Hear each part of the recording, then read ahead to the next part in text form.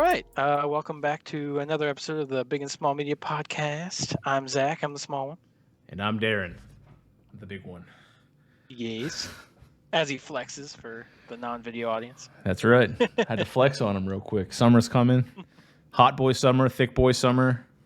Whichever one I fit into, I'll take it. Oh yeah, both I assume.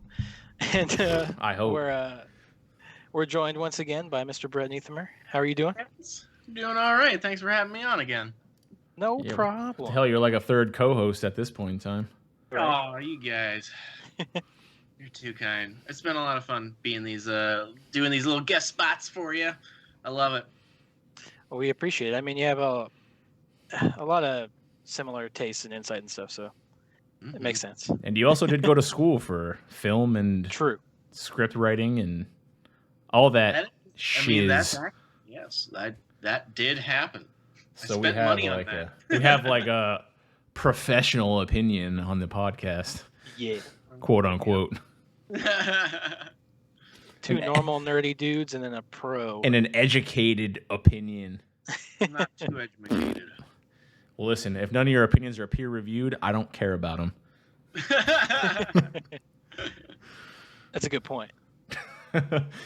And let's see something written up. Well, unless they're peer-reviewed by me and Zach, and then I'll care about them. True. Because we're the only peer review that matters. So, but so what are do the we? only guy opinions I appreciate. Well, thank you, sir. So what are we three kings gathered here to talk about today? Well, we had a Mortal Kombat movie come out. We did. We have a Mortal Kombat movie. There's been a decent amount of video game movies coming out recently, as well. With like the Monster Hunter came out. Yep, that's right. That did happen. Yikes. I watched it recently, and then I forgot that I watched it recently. I watched a YouTube video on that exact topic on why movies like Monster Hunter are extremely forgettable as soon as you're done watching it. Yep. It's because they don't actually try and be unique. They just take a cookie cutter plot and then just put the dynamics from whatever video game you guys is popular at the time.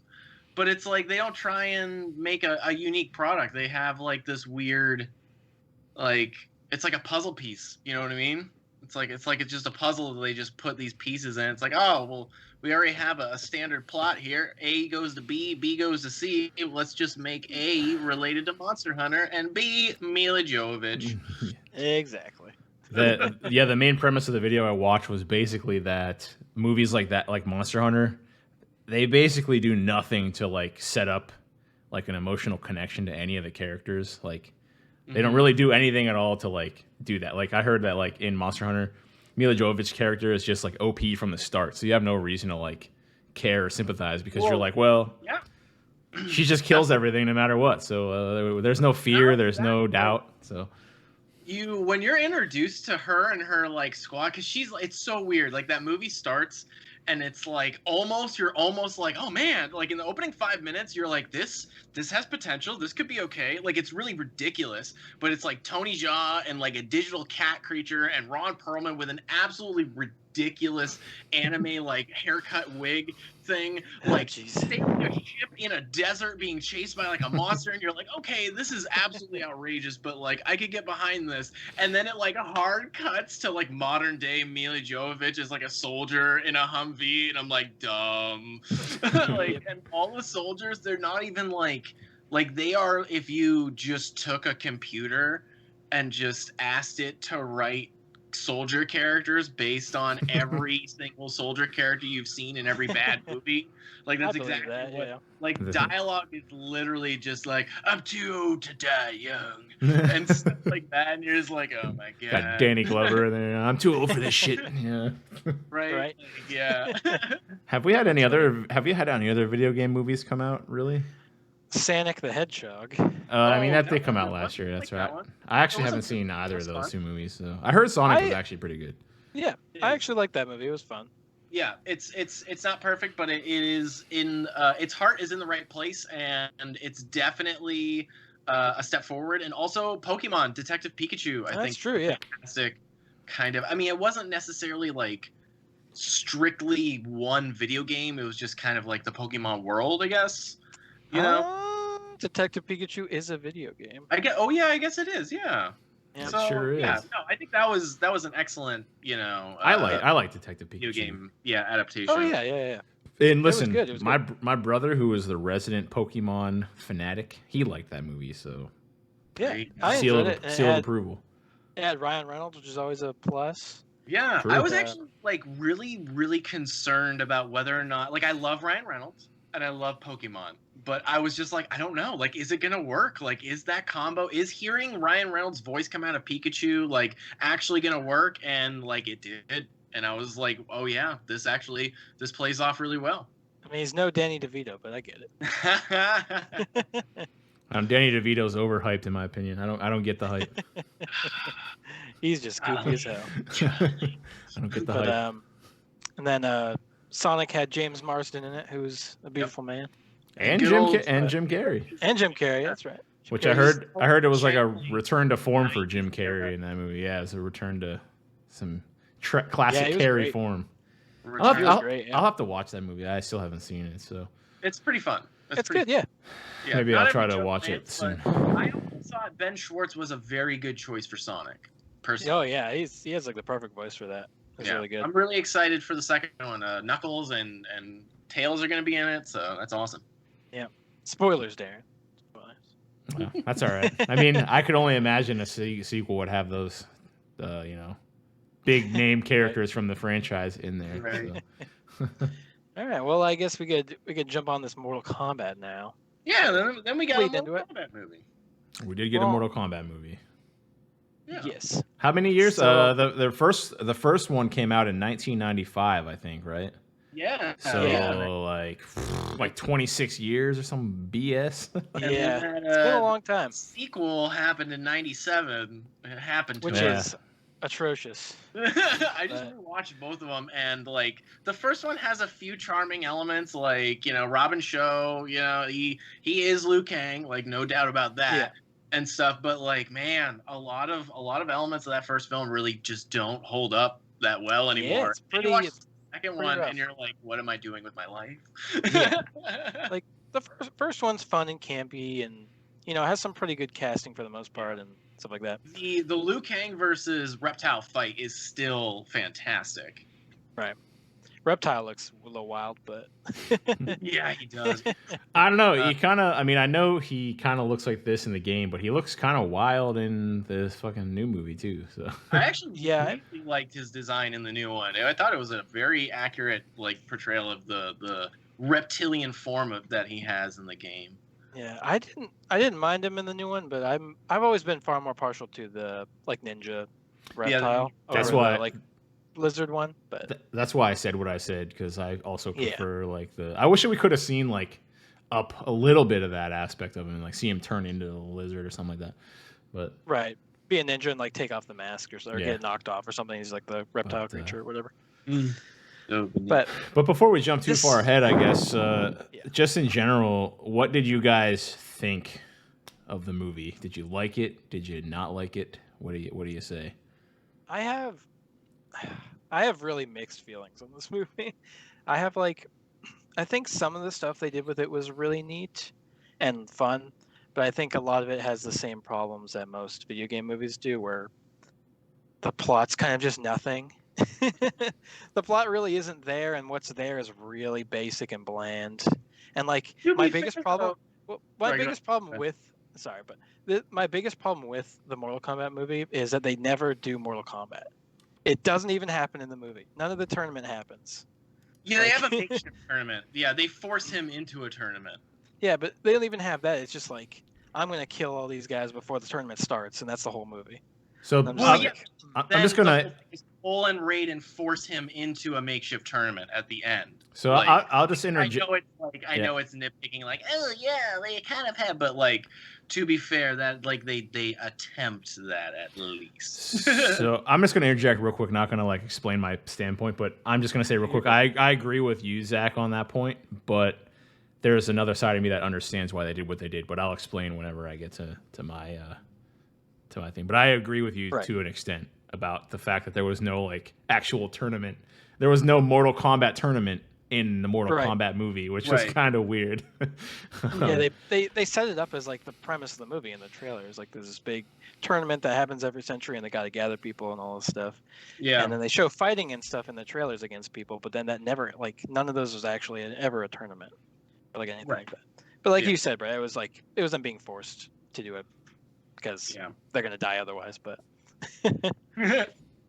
A sneaky way around it. and I liked a lot of what they did with the characters for the most part. I thought the characters were pretty well represented, and like I think Kano was probably the standout I agree. when it comes to them. Agreed.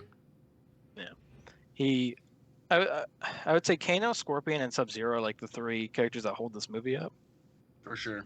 I think Yeah. to tell you, to give kind of a perspective on how I feel about it, I think the first scene in the movie is like the best scene in the movie. I mean, you're The very you're really beginning. not wrong about that, to be honest with you. Yeah, I mean, the very beginning. they pit the two coolest characters together at the beginning of the movie, so it's kind of hard to Yeah. top that. Yeah. Like the And two I can iconic never- characters from this franchise, you know? Yeah, I can And never then remember the also, guy's where name you who get the plays most of the Scorpion. mythology. Yeah, exactly. It's like they lay down this groundwork for like kind of running the story, running along with that lineage and like the story of that in the games with Scorpion and Sub-Zero. And they kind of do nothing with it other than introduce like a really bland character to kind of like wrap it together. Right. Like I expected a problem with, like you were kind of talking about before, Brett, with like trailers showing too much. Mm-hmm. Like you see pretty much everything you see of Scorpion and Sub-Zero in this movie in the trailers. Yep. No, that's accurate. Yeah. I try and stay away from like all trailers at this point. It's gotten pervasive. It's bad. Yeah, it's pretty rough. Like I was expecting all these cool side scenes and stuff, and like obviously it's not everything is in the trailer, but there isn't much that isn't. It's like a 10-minute fight at the end with Scorpion and Sub-Zero, which is really cool. But again, that was like one of the best scenes because it was like those two characters were holding up the movie. Yeah. It's a Like good carrying fight. the movie. Damn good fight. But yeah, you're right.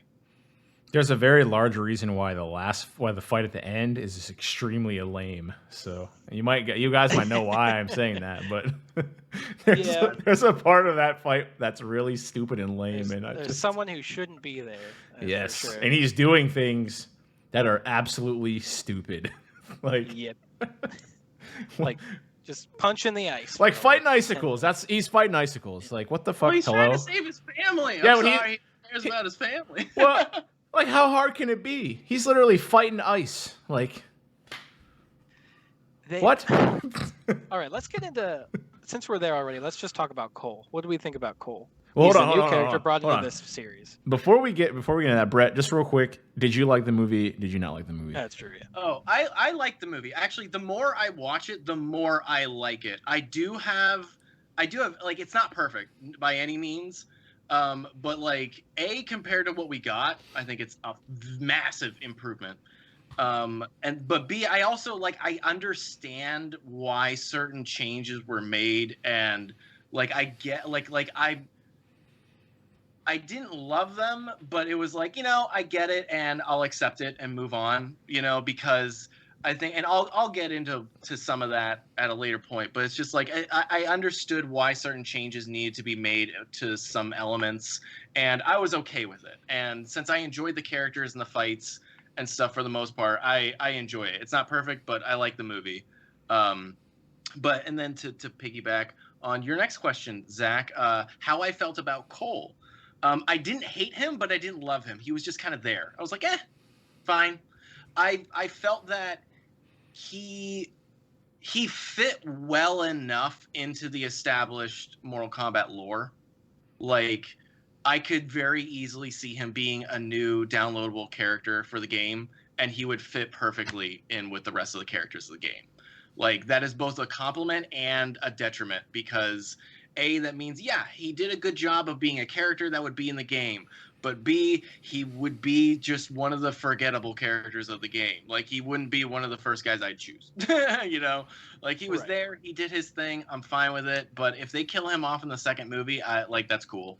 Like, I'm cool with that, Like, I feel like, see, I feel like the studio was afraid to have your lead be a character from the game.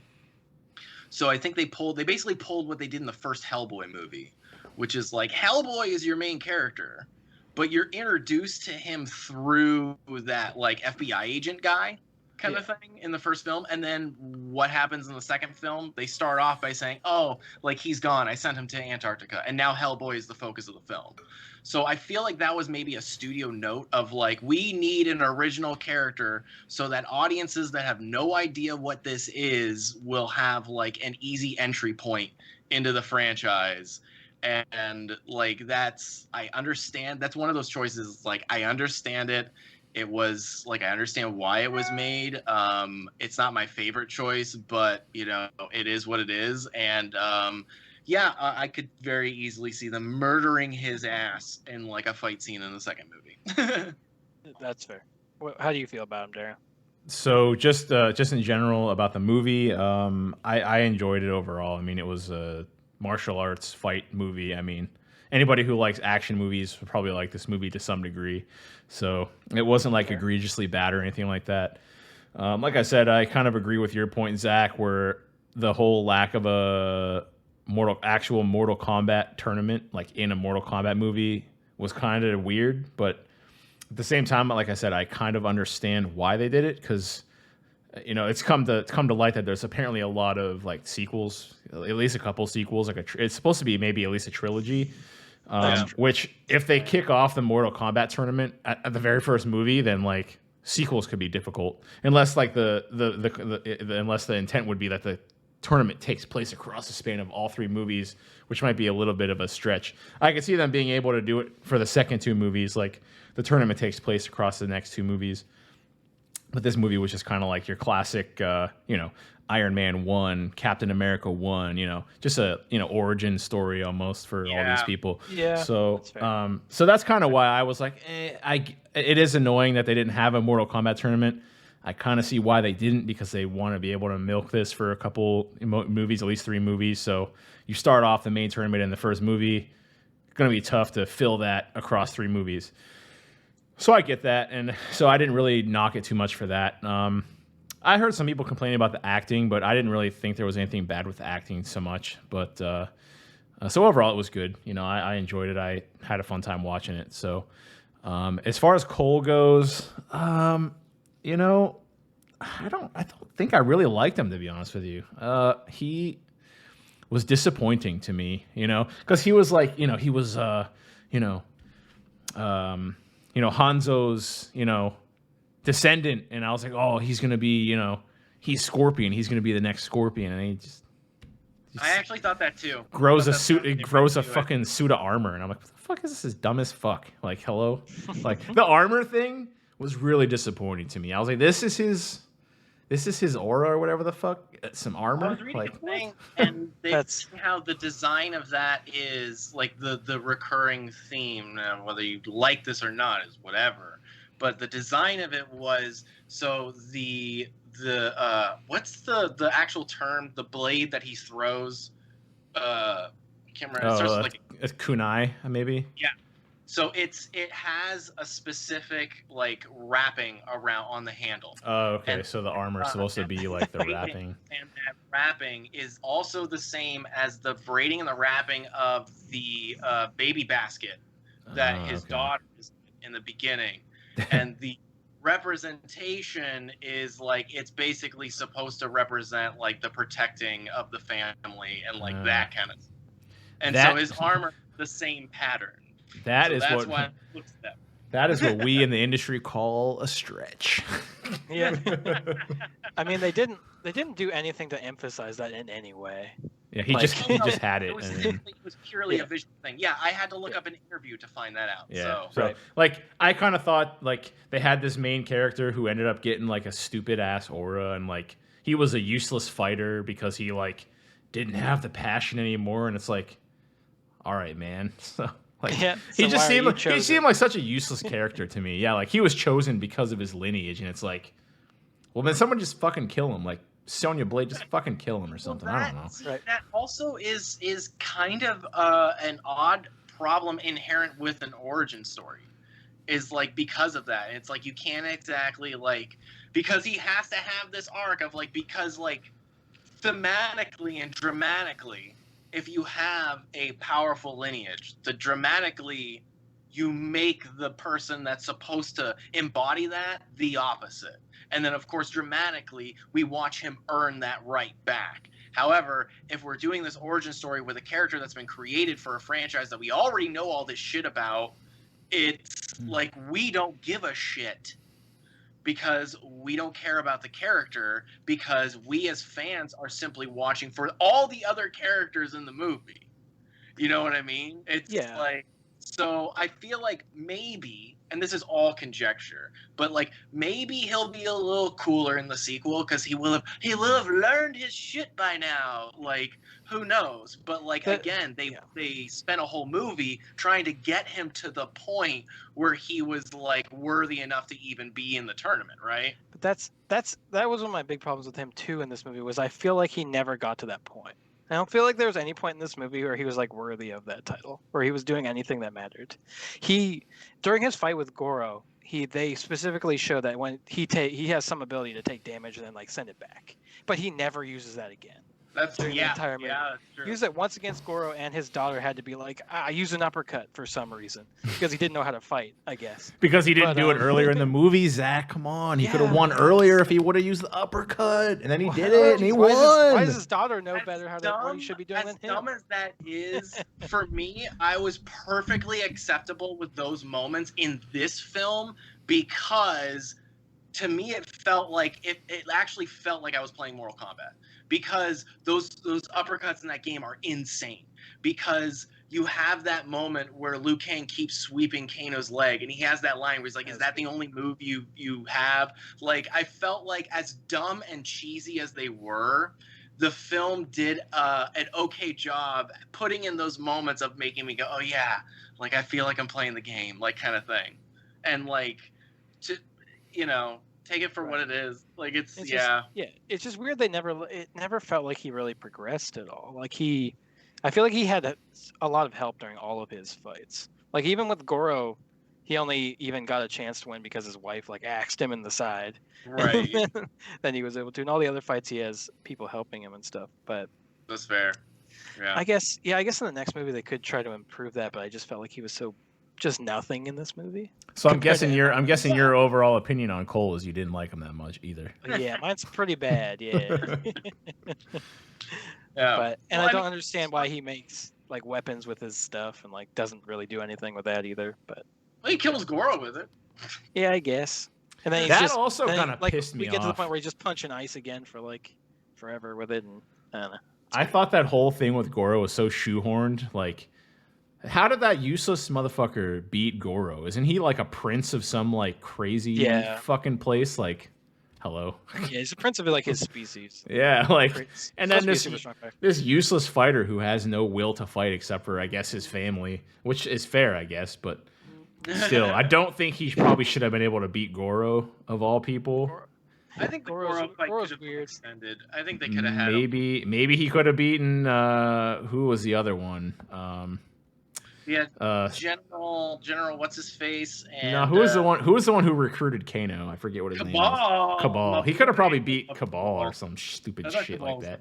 Like, or Kano or something. Like, but Goro, hello? Cabal has one of the worst yet one of my favorite lines in this whole movie. Where he's just like, oh, he's about to get his soul sucked. Yeah, no, I was like, oh, jeez. So corny. It's like, yeah, but that's like, I don't know. I feel like would you like? Do you honestly? Would you really expect like really good dialogue in a Mortal Kombat movie? And also, would you actually want that kind of good dialogue? Like, do you want like cheesy, fun, goofy, like, you know what I mean? Like, I don't know. I just feel like that movie, as dumb as it was kind of like the perfect tone. Like Kano, holy shit, Kano was hilarious. Of course, Kano was really good, but it was mostly because of his Australian accent. That's the only reason. If he would have been like an American, wouldn't have been as funny. Also, Kano got his American accent from the first movie. He didn't have an Australian accent until the first movie came out, like in any of the games or anything, and they just kept it for everything else after that. Oh, he didn't get his Australian accent until the 1995 movie came out. Oh, interesting. Yeah. Interesting. That's funny. In the games before that, he just had like a normal, like American, like an English. It's such an important part of his character now. That's really fun. It is. I'm it's like distinctly him now. Yeah. From now on, whenever I'm about to get a BJ, I'm gonna pull up that line from Cabal that says he's about to get his soul sucked. Just play it real quick. Well, I thought it was great. Like that guy improv like a good chunk of Kano's lines, and I think that definitely helped with just his fun nature. And I also thought that was a really enjoyable way of mixing up the Sonya-Kano relationship, because they've always been mortal enemies. They've always hunted each other. So, like, forcing them to have to work together for a bit was just, like, fun seeing how they handled that. I feel, talking about Sonya, I feel like they handled her very weird in this movie. Not, like, badly, but just strangely. I feel like, with as important as of a character she is in, like, the games and stuff, it was really weird that she didn't have like the mark or whatever, and she had to like earn it by killing Kano. But yeah, she didn't even get the mark until like the end of the movie. Yeah. And then she suddenly immediately has her power and kills Melina. Personally, I actually thought that was a fantastic I thought that was a really good way of showing Sonya's character. Especially in contrast with Cole, where you have this guy, it takes so much for him to figure his shit out, and he's destined, and he's going through all this bullshit to figure his stuff out. And Sonya is such a badass and strong-willed character that they are searching for this. They want it, like unlike Cole. And like the second they gain it, it's like this just knowledge of, yeah, I know how to do this, because this is what I've wanted. And whether or not that was, I mean, I don't know. I felt like it worked for a dramatic moment, and also was a good, like, opposite compared to Cole, because we spent so much time watching him focus on getting his thing. I thought it was refreshing just being her being like, yeah, I fucking figured it out. Hey, Cole, take a few lessons, bitch. Again, he had to get saved. Right, but, yeah. I just had a problem with it because she didn't.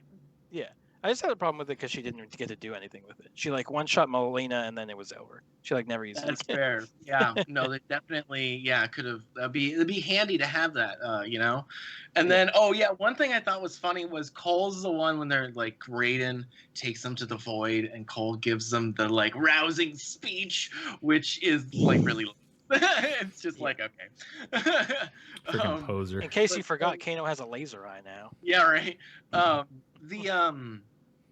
like, so then Raiden has his thing. He sends him off, and when Cole has his speech, they have their bit where he zaps them away and everything. And I totally fucking lost where I was going with this. Damn it. Well, while you think about it, I will say, kind of controversing and moving away from all these characters that we didn't like, I personally really, for some reason, I really like Kung Lao. I don't know why. Kung Lao was great. Yes. I love Kung Lao. I don't know why. Even in the games, I love Kung Lao. And of course, spoilers again, he's the one who gets his damn soul sucked. God damn it. I'm so mad. I was like, come on, Kung Lao deserves more than this. Yeah. But, Raiden's like, I can't help until I can. I can't help unless I want to, which is not for Kung Lao. Sorry. Yep. Sorry, Liu Kang, but what are they? They're cousins, right? Liu Kang and Kung Lao are cousins? Yes, they're related. I think he said they're cousins, but brothers, right? Something like that. Something like that. Yeah, and I was like, well, sorry, Liu Kang, but your boy is done for, and Raiden let it happen, so.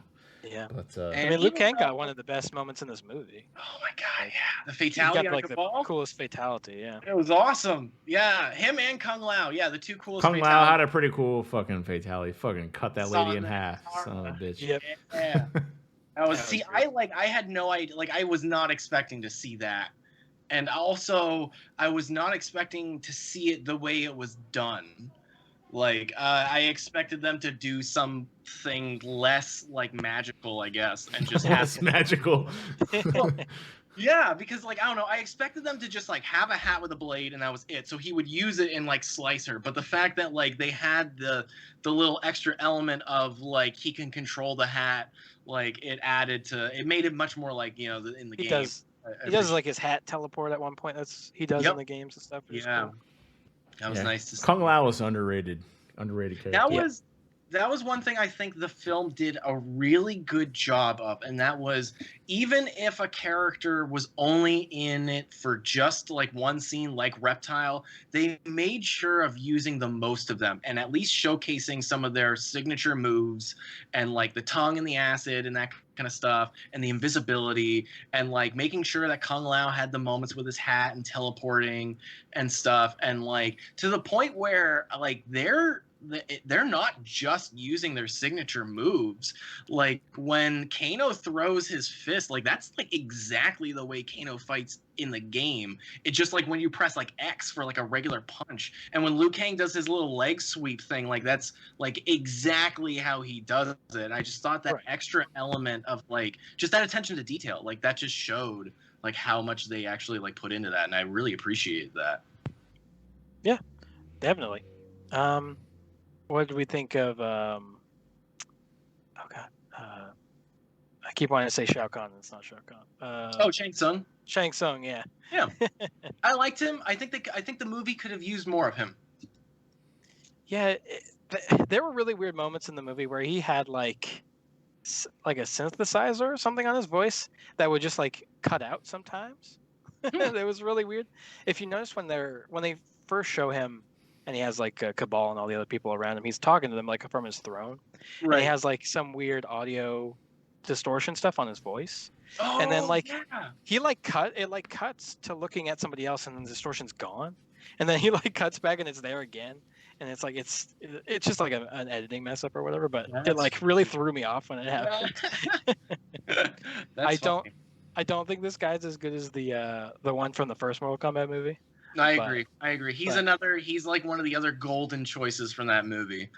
But I think he's a good choice. Good choice. I would love maybe a moment in the second one when like maybe we see how old he actually is, kind of thing. Like he hasn't sucked out a soul in a while or something, and they use the original actor. Like that would be a fun little cameo for him.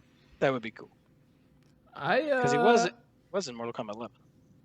I thought he was pretty forgettable, to be honest with you. I don't really remember anything about him in that movie. So. He doesn't do a lot. To be fair, Shang Tsung was essentially exposition man in that film. Funny enough, was there to talk about undoing the prophecy and to sick his goons on them. For me, the level of forgettability of him is like so much so that like. The actor from the original Mortal Kombat movie, his Shang Tsung's face is like flashing in and out of my memory over this guy's face. And I haven't seen the original Mortal Kombat in like over a decade. And his character's face is still like taking over this other guy. So like he's that forgettable to me where like I really can't even remember what he looks like over the other one. So because he did such a good job. I loved the reason why the guy who did the first one was so good is because he was really over the top. He was super sinister in that movie. Yep. Yeah. He was so hammy, and he was loving every minute of it. I feel like the new one could have used a little of that. It didn't need to go that crazy, but I feel like he was almost too serious for being like this Mortal Kombat movie. A little more like sinister in a campy way. Yeah. Yeah. Yeah. But, like I thought, like with Cabal, like that choice of making him like is he? I don't remember his voice in the game a lot. Is he normally have like kind of that Brooklyn like New York accent? Yeah. Okay, because I thought that was a great choice, kind of thing. I was like, that's very distinctive, and I liked it. He was fun. Yep, and they did him well with like his super speed and stuff. Was always cool. I thought that was cool. And with Kano and the laser eye, and I have a feeling Kano's gonna show up in like the second or third one, and he will have gotten the actual like robotic eye in order to recreate the laser. Now that he doesn't have them. That's what I expected too. Yeah, that'll be. He got stabbed right there, so with a weird anti-gnome joke from earlier. Oh yeah, just the humiliating, like you're not even worth a real good fatality, you bitch, kind of death. weird. I guess now that we're kind of on that, I didn't really understand that fight very well. Like, what the fuck was she throwing at his face that was like glitching out his eye? Oh. Like, She had a bottle of hydrochloric acid in her vanity, I guess. In the okay. bathroom. It was like a little glass bottle. It's a really quick shot. I'm wondering if that was like their attempt at kind of doing her like kiss of death, like the like powder fire kiss thing. Like, and she just hucked some acid at his face. Okay, because I was like, what the hell is she throwing at him? That's like doing this. Like, Yeah, what is it? weird. Water? I think. I guess I must have missed that shot when they showed the acid because I was like, what's going on here? But And did we like? Oh God, why am I forgetting people's names right now? Liu Kang. Jeez, I'm having such a bad time. I liked him. I liked him. He's again, like I said earlier, like Robin Show is Liu Kang. Yeah. Kind of like how the first guy is Shang Tsung. That being said, I enjoyed him. I thought he was a very good choice for a modern Liu Kang. I'm excited to see jacked. him. He's fucking lean as hell. Yeah, I got that fucking Bruce Lee lean muscle body, dude. Yeah, he was super lean. Yeah. He was all right, kind of like you guys said. He had big shoes to fill with the guy from the original.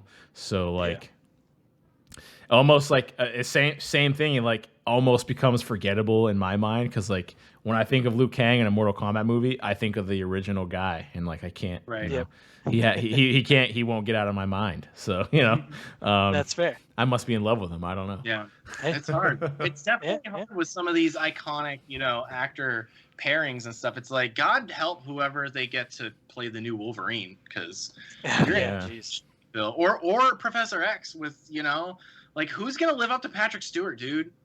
Right. That's a good. Yeah. Good question. It's interesting because it's definitely like it's not quite the same, but I can't fault the guy for simply not being Robin Show, Yeah. I think for what he did good. And yeah. he also had a really cool fatality with the fire dragon. Yes. And he had some great fight choreography. I loved how they did like the fire and stuff with him. He was fun. That was really good. I liked one of my favorite scenes in the movie was when they're at the table and they're just like talking shit to Kano to get him mad. Yep. I thought that was a really good scene. Yeah. I like that scene as well. I thought that was good. He was calling him fat and shit. Yeah. Yeah, that was good. And I mean, hey, let's talk about like one of the main reasons you go to a Mortal Kombat film, which is the fatalities and like the violence we finally got in a big budgeted, film adaptation with like breaking Jax's arms off and freezing them and everything. Obviously, we discussed the spinning hat and Liu Kang's fire dragon fatality and stuff, but like. I mean, Goro got fucking disemboweled, and that was pretty gnarly. Like, I was pretty happy with that. Go ahead. I'm sorry. We also skipped right over Jax. That's true.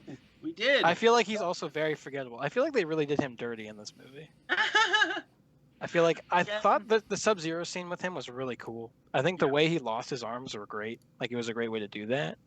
But then him just being on the table for like the longest time, getting these tiny robot arms, and then at the end finally getting like the Jax arms was fine at the end, but the whole time in between was just pointless. It felt like. Yep, and exactly. Like if he hadn't lost his arms, what would his ability have been? Right. No, that's a good point because it's we're biding time filling this origin story type arc, and now that we finally have Jax, we can actually just have fun with Jax being Jax in the sequel. But no, I actually had that same thought.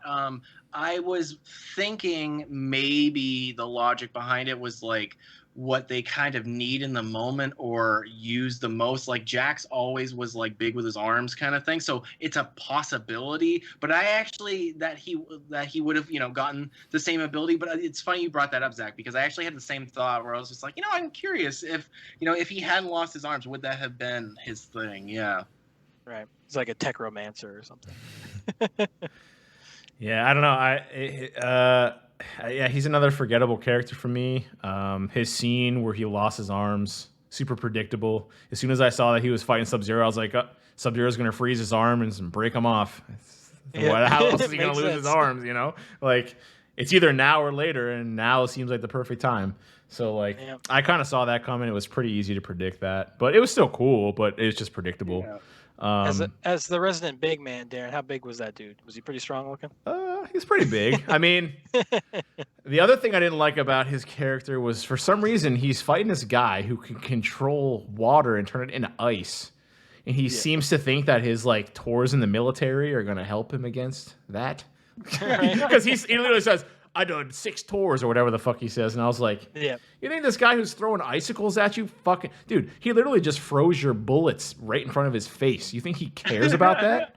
Yep. No, he's going to freeze your arms and break them off, man. Like, came out of a portal in his ice powers. You don't give a fuck about your military experience. Like, it's not going to help you. I mean, that's a super nitpicky thing to care about. I just thought it was a stupid line. Like, who in their right mind would think that would matter against someone like that? But, yeah, I mean, Jax was, you guys are right. He was very underused, you know. I mean, they really glanced over, like, how these people out in this fucking Raiden's fucking campsite forged cybernetic arms, I get. Like, these, like, monks know how to make cybernetic arms, I guess. Like, to me, I didn't really care because it's this centuries old, like, it's an organization that's been training for a centuries old tournament. Like, they, like, fine. Like, I can buy that. That's another nitpicky thing, but I was just like, how did these monks, like, make and first of all, why did they make them, like, it reminded me of fucking Deadpool when he's growing back his fucking baby legs, his fucking weird ass baby metal arms, and I was like, all right, well, apparently these are eventually going to turn into his regular Jax arms, but yeah, he kind of was super underutilized throughout, like, the whole movie, basically, until, I mean, he got to be used for a cool, I guess, fatality. It wasn't really a fatality because he didn't die, but he certainly killed that guy. Yeah, he did smash the one guy's head open. Well, I meant the fatality on him wasn't really a fatality because he didn't die. Yeah, because he didn't die. Which I'm very surprised because it clearly shows his head, like, smash against, like, a piece of, like, cement or something while he's falling. Rebar. Yeah. But I was like, oh, okay. That's what's helpful when you have this freaking armor of muscle around your body. It helps protect you. But I don't think I would survive that fall, for the record. How did you guys feel about the Arcana, their version of Chi, essentially? I mean, I've seen a lot of hardcore fans complaining about it. I don't care that much, but at the same time, I understand where a lot of people are coming from. I see people complaining. The one thing I do agree with is they didn't really have a need to do it. I mean, this is a fantasy world. Like, you could just be like, people have powers, whatever. Well, you kind of can't, though, unfortunately. For us people who are huge fans, that's fine. And but you have to remember that a lot of the characters and abilities that these characters have, they didn't start off with, or it's been an evolution. Like, the franchise is over 12 games. And at this point, they have over 100 different characters. And each one has their own unique backstory and unique reason behind those powers. And it's, like I said, it's taken so long for us to get to that point. And the movie has an hour and a half. And a lot of times there's this weird unspoken rule in film. And that is, you get one what the fuck. And that is, like, you get one, like, weird, fantastic element to add. And I remember, the reason I specifically remember this rule is because I remember when the first Spider-Man film came out, a reviewer hated the film. And he gave it a bad review. And one of the reasons was he was like, you get one. And that film has 2. And the guy had a problem with being expected to buy separately Peter Parker being bitten by a radioactive spider and then not connected on the other side of the city randomly with no connections at all, Norman Osborn has his own super powered element that turns him whatever. And this reviewer had a big problem with that because he was like, you only get one. And I don't necessarily agree with that rule. And I think at this point, film has evolved past that. However, I can see a studio being like, look, just in the film we have right now, this first film, you have a little less than a dozen characters from the game.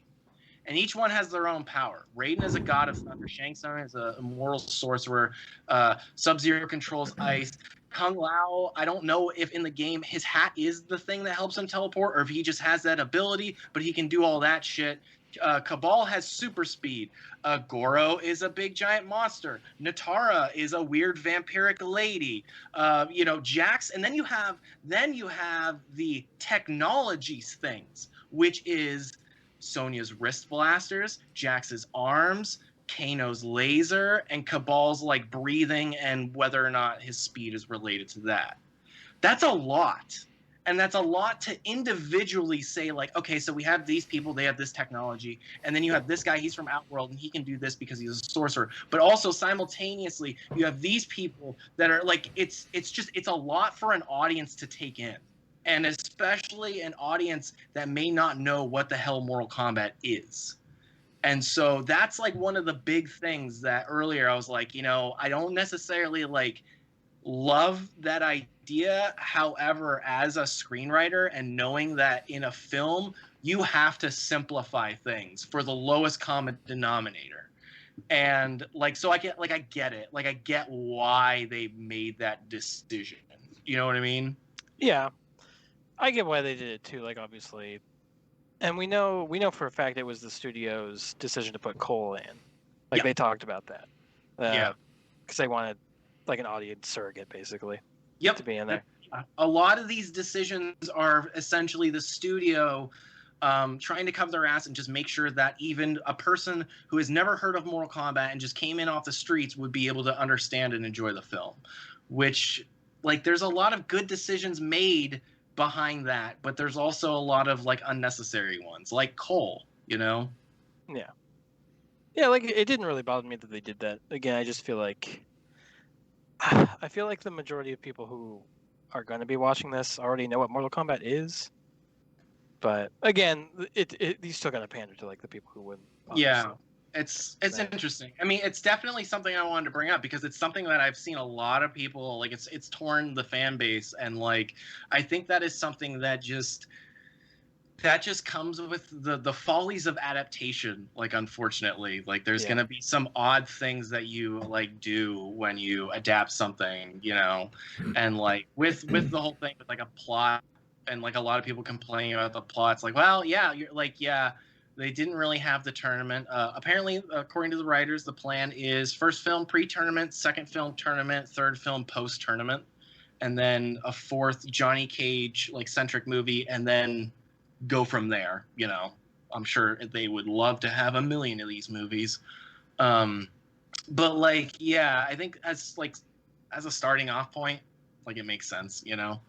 But I was like, yeah, I was curious. Like, it's definitely something that, as a filmmaker, is like an odd thing that I understand the decision behind, but I'm aware that maybe a lot of people will, like, just kind of don't get why a decision was made like that, and they're just like, well, why was that? Like, yeah. Yeah.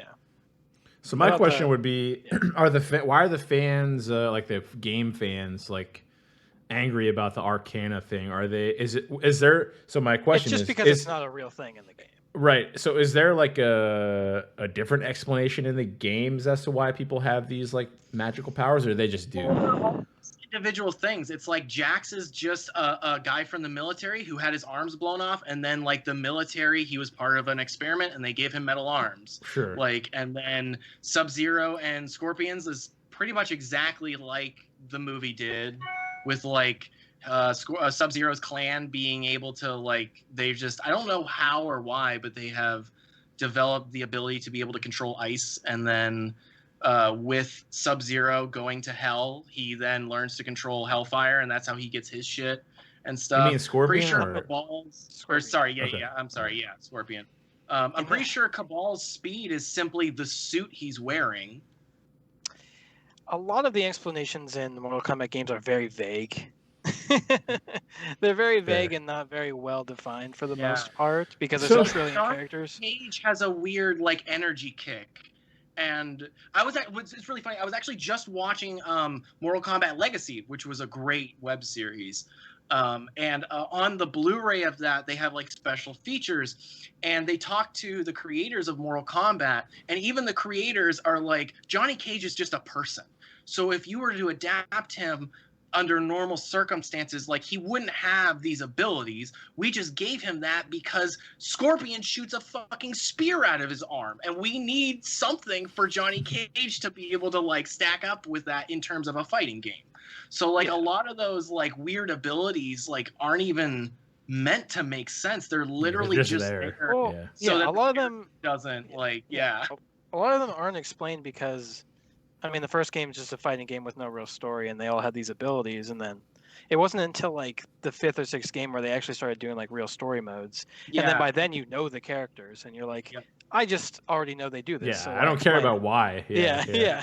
So like, I can understand why the movie felt the need, quote unquote, to explain it, because it's a movie, it's not a game. So like, kind of like you said, like I get what you're saying, Zach. Like, it's a fantastical world where they have they're fighting another world from another dimension. So it's not that far of a reach that people just have powers, you know.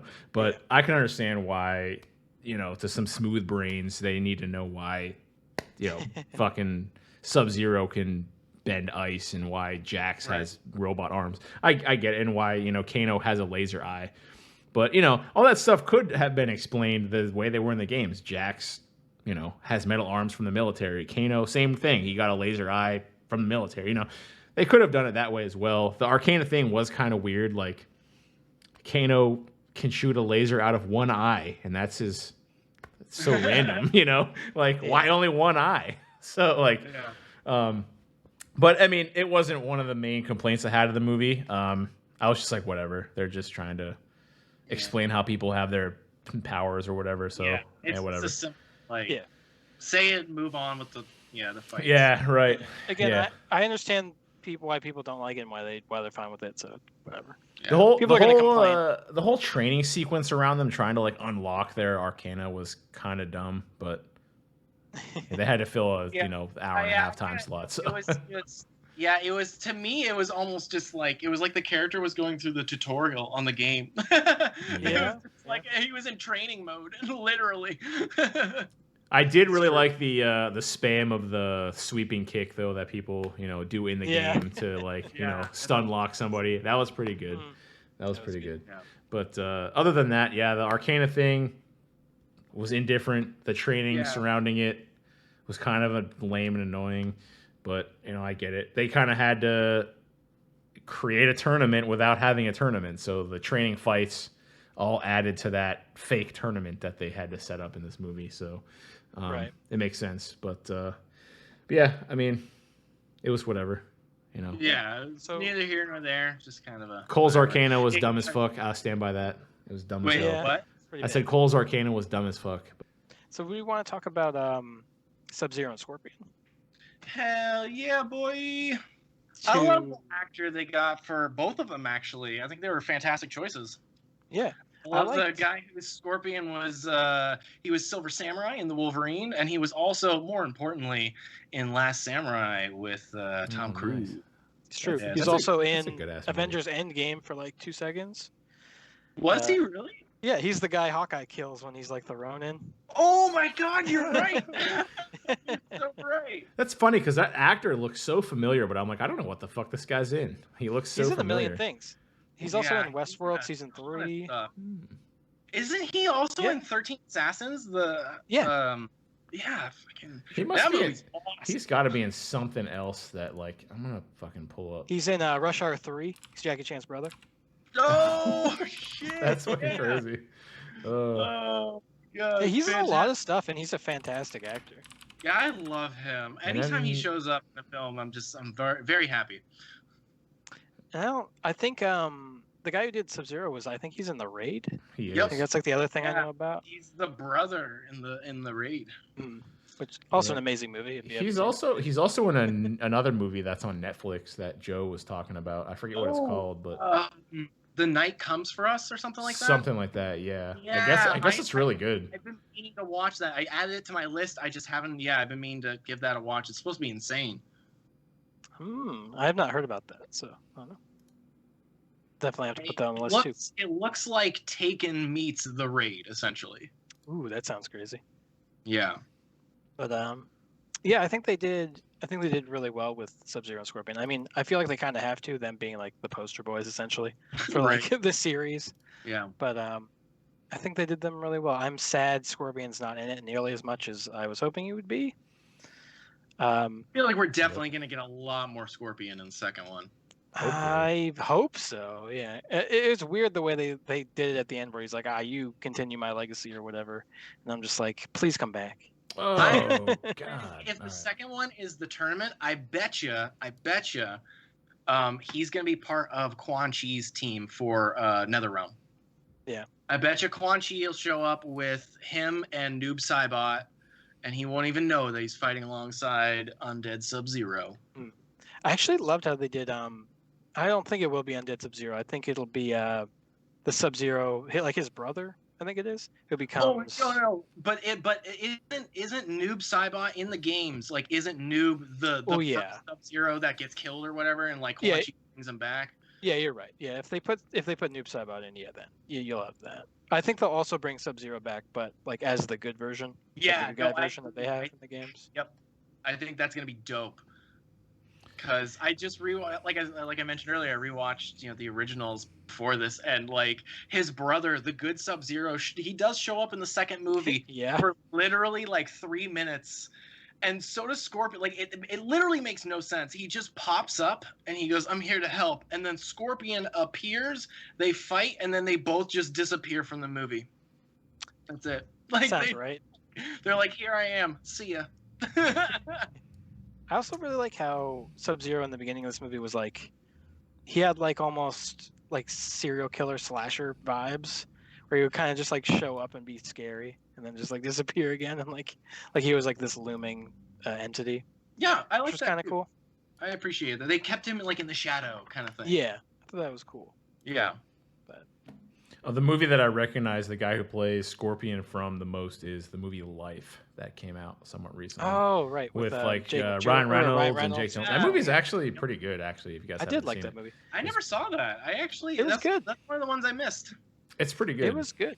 I mainly saw that movie because there was like rumors that it was like a prequel to like Venom. Yeah, before Venom there were came rumors of that. Yeah. Yeah, I remember that. And it was better than Venom. So. Yes. Yeah, yes. Venom was not great. The new one does not look great either. But yeah, I thought Sub-Zero and Scorpion were. I mean, like I said, they're two of like the main characters from the franchise, so they kind of had to do them right, in my opinion. Yeah. Like they're gonna do any two characters right. Those are the two. So, and it's unfortunate that they did them so well. But even like Sub-Zero, even as like the looming threat throughout the movie, I still feel like he wasn't even really in it that much. Like he fought Jax, but then after that he was kind of gone for a while. He was just kind of like Shang Tsung's like, lapdog basically for the rest of the movie. I feel like that's a problem with all the villains in this movie, though.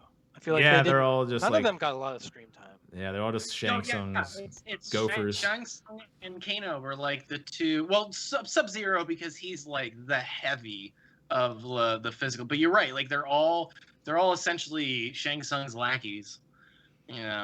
Like But, Melina, Nitara, and Goro and them only show up in the back half for the fight, and that's it. Which, just real quick, I'm gonna take a detour back to Goro real quick. Like in the games, was he? I feel like he was like a bigger entity than just like one of Shang Tsung's minions. Like, because he's a prince from like this like I don't know other world of like 4-armed freaks. Like, is he like just a Shang Tsung like villain, or is he his own like?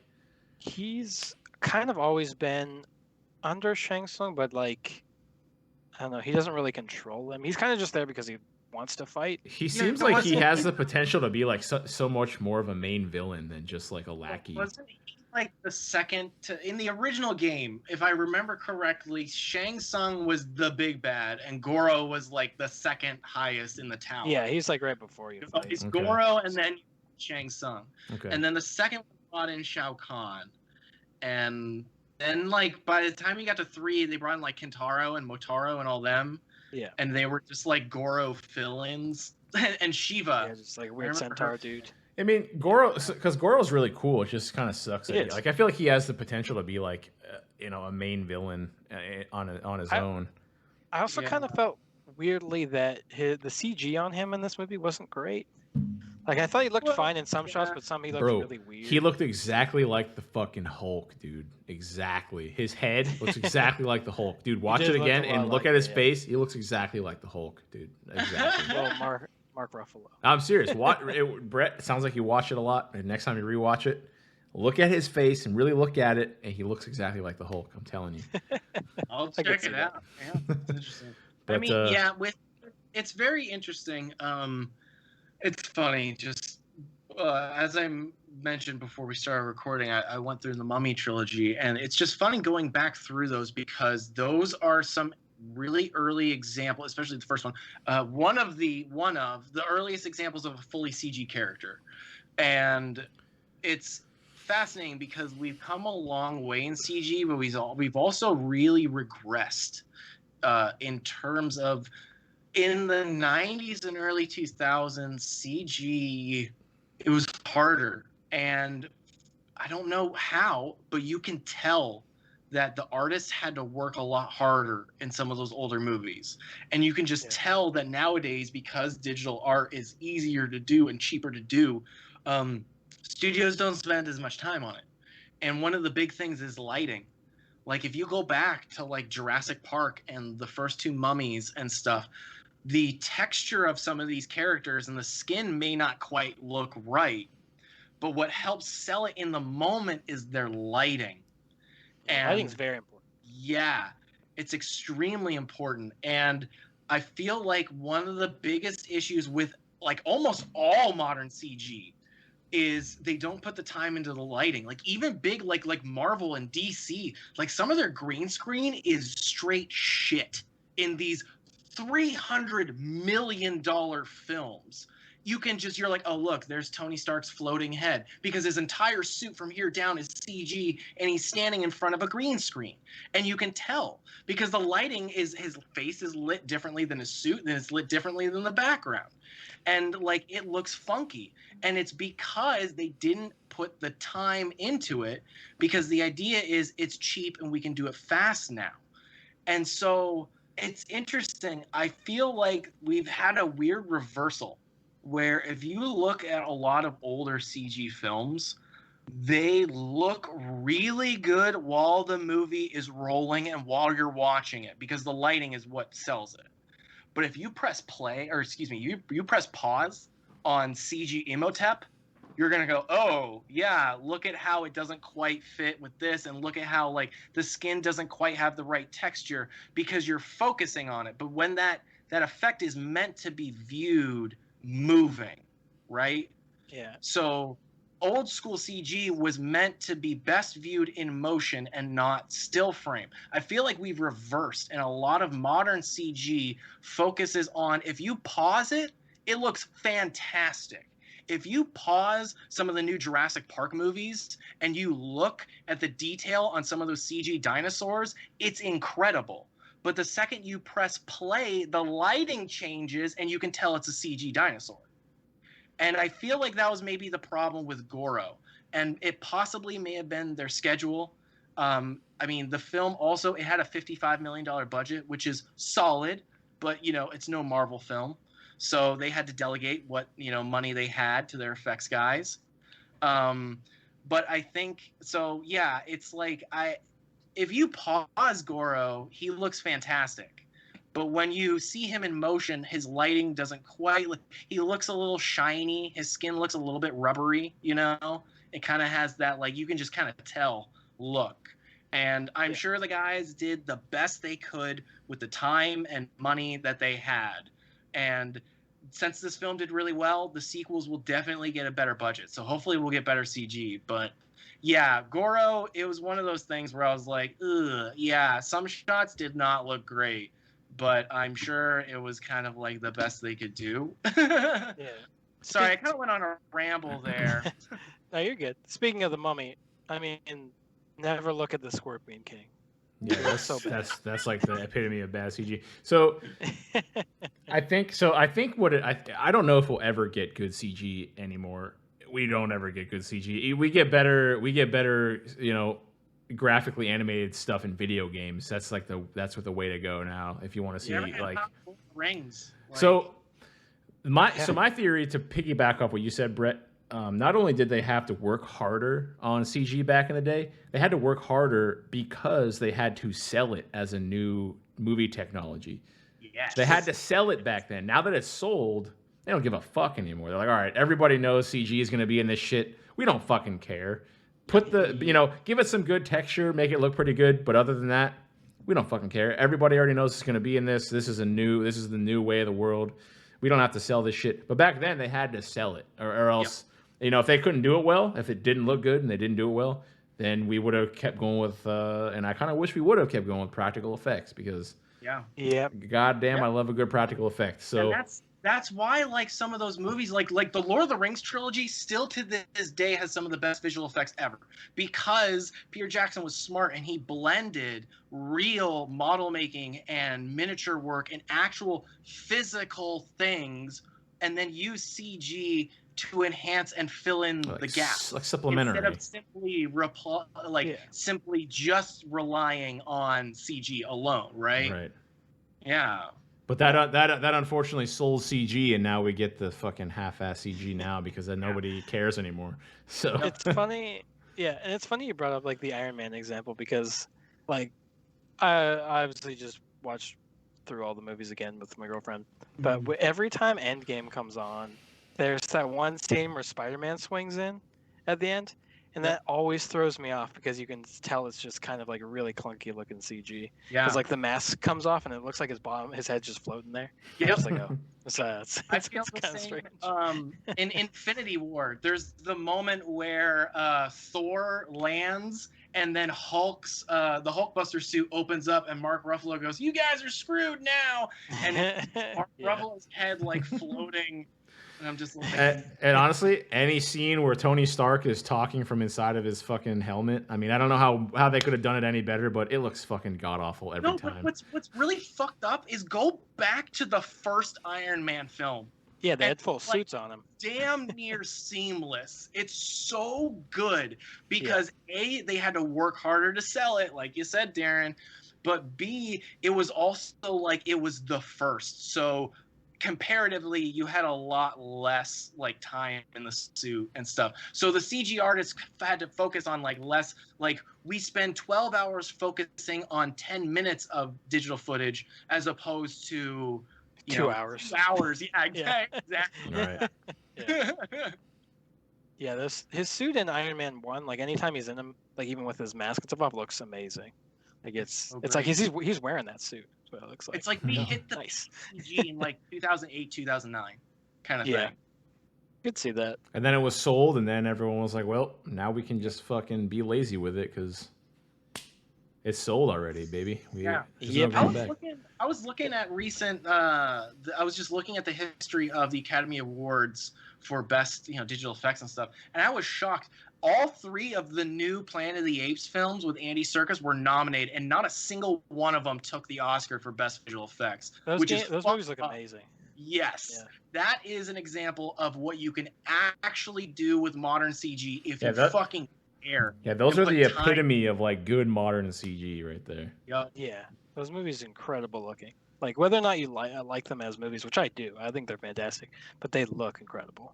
Yeah. Well, another it always seems to be monkeys. Kong Skull Island looked really fucking good too. Yes. Yeah, it's true. So And he looked Kong great himself in always looks Godzilla good. Kong as well. he looked good in Godzilla versus. I think most people's complaints about the CG in Godzilla versus Kong was Godzilla. Everyone was like, this kind of looks shitty in this movie. But There's a couple shots where the lighting on his his scales makes it look a little funky. Yeah. Yeah, it looks a little goofy. But, so there are still examples of good modern CG, but I feel like it's like, you know, few and far between. Between good CG and which is crazy because like I said, you look at video games and we got fucking Resident Evil 8 looks amazing. Looks like almost photorealistic. It's fucking amazing. It's like you can't do this shit in a movie for a scene that's 2 minutes long. Like what the fuck? No, it's crazy. Yeah, and it's also insane with like what is what's cheaper and what will save the studio is like a huge deciding factor. So like, excuse me, for example, everyone was complaining about CGI Luke face at the end of season 2 of Mandalorian. Yeah. Okay. I'm not the biggest fan of it because I was like, you have this actor Sebastian Stan. Like it was fine, but I could tell it was CG and it bugged me, and that was like just my thing. I'm never gonna like hate the show simply because of that, and that moment is still incredible. When I was actually talking to a guy who I went to college with who majored in animation, and he actually had a very interesting theory behind why that decision was made. And he actually thinks that it was cheaper for them to use that instead of hiring a separate actor. Because several years ago, I believe when Disney bought Star Wars and started on Force Awakens, they bought the actual likeness of Mark Hamill. Like they bought his likeness. So now they own his face and they can do whatever the fuck they want with him. And so it was literally cheaper for the studio to hire Mark Hamill to come in for an hour and record lines and then do a digital face than it was to hire an actor that looked like Mark Hamill. And that, I think the dumbest thing about that too is even if they were going to do that, what was it, like 2 days later I see on YouTube like deep fakes that look way better. I was just going to say, bro, we got YouTubers doing deep fakes for free that look better than this. Deep fakes on YouTube. Then, like so control shift face does deep fakes all the time. They look so fucking good. Yeah, it's scary. So it's more frustrating because you're like, Disney, this is fucking Disney, this multi-billion-dollar corporation. You should be able to put the effort into that. Throw money at this. Throw some deep faker a fucking bone and like they'll make it look amazing. Guaranteed. But then I think it's hysterical because you have like all these like older films that we're bringing up. Like, okay, everyone rags on the 1998 Godzilla with Matthew Broderick, and to the point where even like in Godzilla Final Wars, Japan purposefully did shitty CG on that version of Godzilla to make fun of our CG. And everyone, you know, makes fun of how it has bad CG. If you go back and watch that film now, it is impressive how well that CG actually holds up. And if you listen to the commentary on that film, you'll find out that there is far more CG in that film than you ever realized. 98% of that film, it's raining. And 90% of that rain is CG. Oh, wow. Yeah, and like they had like over half of the CG in that film wasn't Godzilla. It was environmental things that you would never notice because they were like how buildings looked in the background or how the clouds interacted with something. And like when it came to that kind of shit, that movie's CG was impressive and it holds up because they had to fucking try. And now, because of all this shit, it's like you have something that looks great in the moment. But if you watch Avatar, you know, Avatar had, at the time when it came out, some of the best visual effects I had ever seen. And the film still has very good visual effects. But if you watch that film now, the effects have aged, and you can tell. Whereas you look at a film like The Mummy that came out over 20 years ago, and they have, again, you're like, oh, look, it's bad, but like for the time and considering how old the film is, they have aged far better than this film that came out less than 10 years ago. Yeah, I could definitely see that. it's it's in a really weird spot with CG and stuff anymore. But well, what did we think about? I guess overall with the what would we score this Mortal Kombat movie if we had to? I'll start with you, Brett. Let's go with you. I'd probably give it like a 7.5. Like, it was good. It was a good, fun film. It made me. I had fun with the characters. I laughed. I enjoyed the fights and the fatalities. It made me at points feel like I was playing the game, which I really appreciated. Wasn't perfect. There's definitely some moments of funky acting. Obviously, Cole is a pretty bland character, and a couple other like nitpicky things. But overall, I was pretty impressed. And like I said, it's like one of those that like I'll throw on while I'm working, and it's just fun to like have on and like enjoy kind of thing. So yeah, I give it like a 7. Sounds 7 out good. of 10. What are you saying, Darren? What are you thinking? I think I have to agree with Brett on this one and probably give it a solid 7. Kind of, like he said, it was, it's just a fun, it's just a fucking one of the classics. It's just a classic popcorn movie, get some popcorn, watch the damn movie, eat your popcorn, watch people get sawed in half, At least I can eat popcorn while I'm watching that. Some people can't do it, I guess, but I can do it. I'll eat a fucking bloody steak while I watch that. I don't care. But yeah, it was good. I mean, like Brett said, Cole, pretty underwhelming character. His Arcana was dumb as fuck. He should not have been able to be Goro. I will stand by that for the rest of my life. Goro should have been able to rip him in half and his stupid family too. Whatever, I don't care. But it was good. Yeah, I mean, Kung Lao, rest in peace. At least he got sucked. At least somebody's getting sucked. Because I sure ain't. But yeah, it was a solid 7 out of 10.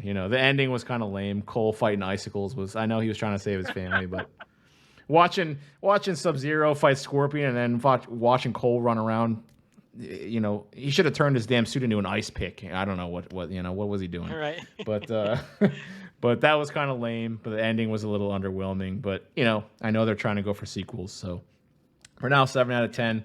It could increase. Maybe sequels will make it a little bit better. Sometimes when they make sequels, it ties into the first movie and improves the first movie. That's fair. It's very possible that it'll like growing in film is like it's become more of a thing that like you have to almost rewatch the first movie after the second one comes out. Which I'm not saying that's a good thing. Like I think it should be able to be good on its own without needing to lean on a sequel, like the Snyder Cut and all that. Like, this movie is supposed to be this way because there's supposed to be sequels. It's like, well, if there's not, then it's got to be good standalone. So, yeah. But 7 out of 10. We'll give it a 7 out of 10. That's my take. What about you? We're all in agreement. I would also give this a 7 out of 10. Solid 7. I would say I liked the movie more than I disliked it.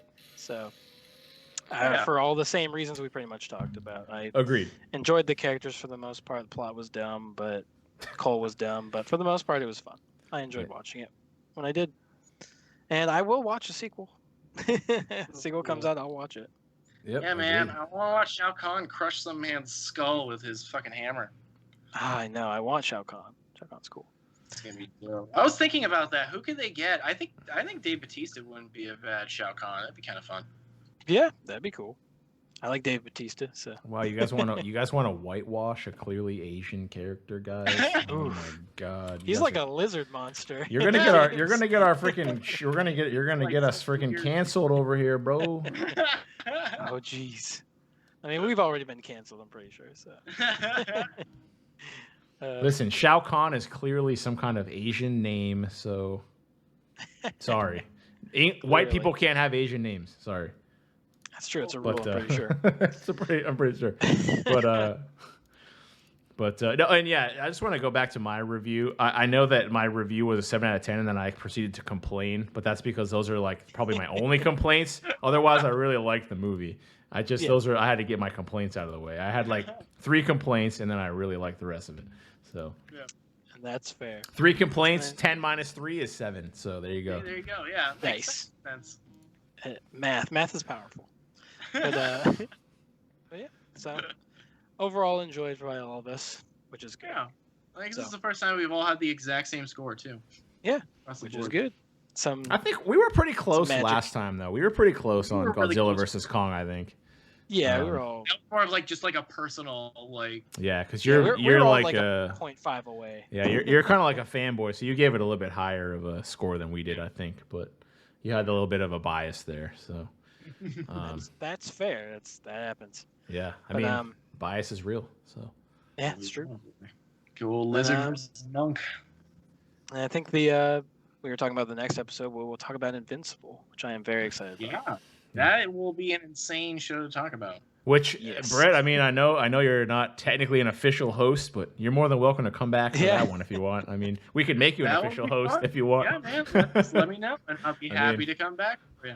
We'll love to have it. We'll love to have some guests. So, but Yeah. I watched all of Invincible on Sunday. I watched it for just straight through, like Nice. fucking. It was like It's a wild ride. it was like 1:00 in the morning, like 1:15 in the morning, and like the one episode ended. And I looked at the little like up next icon. It was like episode 8, and I was like, well, there's only 8 episodes, so I might as well just fucking finish it. Yep. So I was up till like Yep. 2:30 in the morning watching this show, and Hell man, yeah. it was good. It was good. Yeah, I definitely have some stuff to say about that. If you Mostly. if you like The Boys, you will like Invincible, even though it's a cartoon. You will like it. Yeah. Plus, Amazon's knocking out of the park with these weird Yeah. like superhero superhero, spin-off yeah. stuff. Plus They the definitely love their subversions on the superhero tropes. the Yeah. voice cast in Invincible is incredible. So Incredible. It's so We'll- nuts. We incredible. definitely talk about that. Yeah. Yeah, it's incredible. So All right. Well, thanks again, Brett, for showing up. Thanks for having me, guys. I appreciate it every time. It's a lot of fun. As always, and thank you, Darren, for being the wonderful co-host you always are. you're welcome. I know I can be abrasive sometimes, but that's We need that. that's my character, I guess. You know, that's my Yeah. that's my character. I'm actually that abrasive, though. It's not just a character. And I love it. Well, I'm really not that abrasive. Only when I, get fired up about something. Then I'm a little bit abrasive. But we gotta have somebody. We gotta have somebody on this show that everybody hates, and it's probably me. So I'm the wrong one to hate, though. Secretly the nicest one. Yeah, But possibly. I mean, I'm pretty nice. I'm pretty mean sometimes too. But aren't we all? yeah, I love a little you. bit. That's what matters. I love you guys. And, fun as always. I'm looking Yeah, I love forward you to the guys. next one. I love you guys too. I'm just gonna say this real quick. I see all these people online complaining about, how guys never say they love you to their friends. We got 3 dudes right here saying we love each other for the Right. internet to All the hear. time. Yeah. Listen, and I'm a big masculine man, and I'm over here saying I love the shit out of you guys, man, and I always Yeah. will. So And I'm the opposite, and I'm still saying it, so it's all right. yeah, it's okay to say you love your friends, guys. It's okay. Yeah. It is encouraged. You should do it. Tell your friends you love them, man. They Always they makes might my need to day hear better. it. They might need to hear it. So Exactly. You never know what people are going through. those are the life lessons from this podcast. Is See, tell your friends we're you not love them. Just pop culture. We get deep. We have some good Yeah, topics. see? We have feelings. Yeah, we're not just talking heads. I'm not just a meathead over here. Come on, I have a brain. But yeah, so I love you guys. Hopefully, Brett, we'd you love too. to see you on the Invincible episode if you can make it. We'll Yeah, plan it man. out. You just let me know. All right. We may have 4 people for that, because I was also maybe talking to Sean about.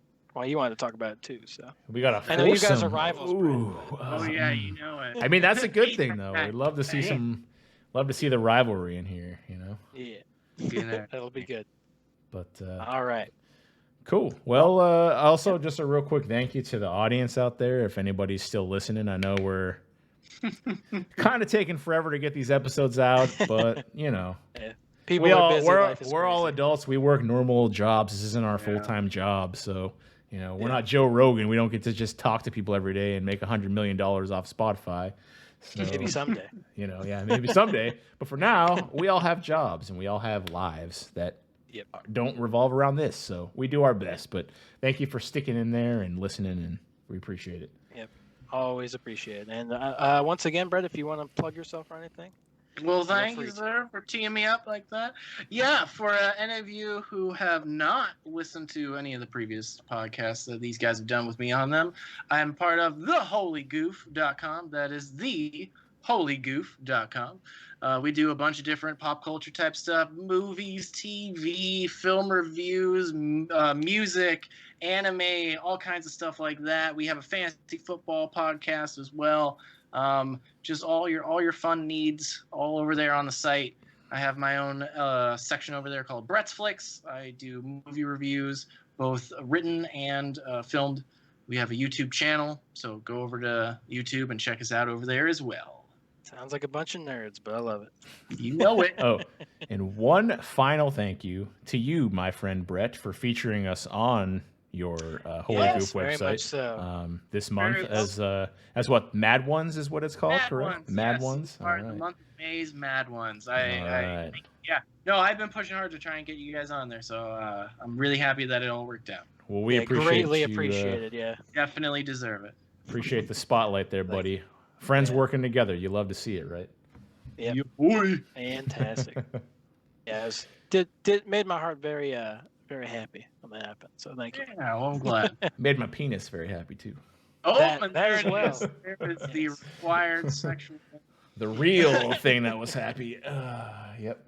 All right. As always, we're getting down a dark road, so Yep. Have to as a condition. Wouldn't be an episode if we did. wouldn't be. So, all right, guys. Well, I guess that's it. So, thanks again, Brett, Zach. Thank you for being a lovely Yes. co-host. You're beautiful. Thanks for Oh, having me. thank you. All right. And I'll say good night, good morning, good afternoon to Good night. whoever's listening. Good day. So- Good morning. Good life. Have a good one, guys. Yeah, take it easy.